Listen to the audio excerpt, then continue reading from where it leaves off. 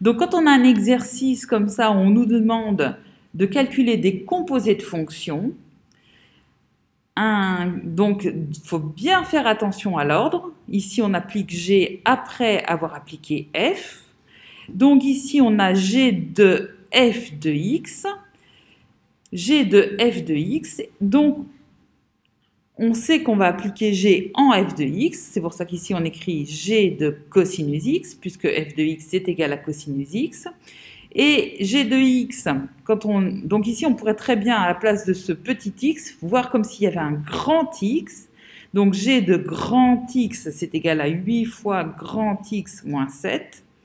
Et là, le grand X est égal à cosinus de petit x. Donc c'est pour ça qu'on a 8 fois cosinus de petit x moins 7. Et c'est la même chose pour celui-là. Ou enfin pour tous les autres d'ailleurs, mais c'est souvent celui-là qui pose problème. C'est pour ça que je l'ai mis en dernier d'ailleurs. Donc on a G rond h de x, on écrit que c'est G de h de x. H de x, c'est x au carré.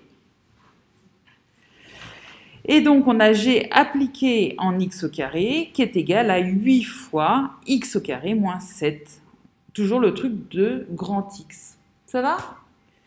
Et en fait, c'était plus celui-là qui vous avait posé problème, mais je peux réexpliquer aussi pour celui-ci.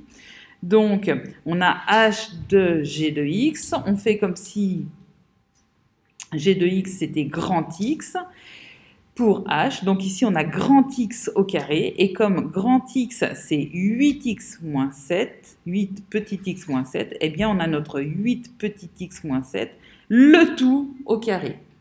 OK ? Eh bien, si j'ai filmé, c'est bon, ça va. J'arrête.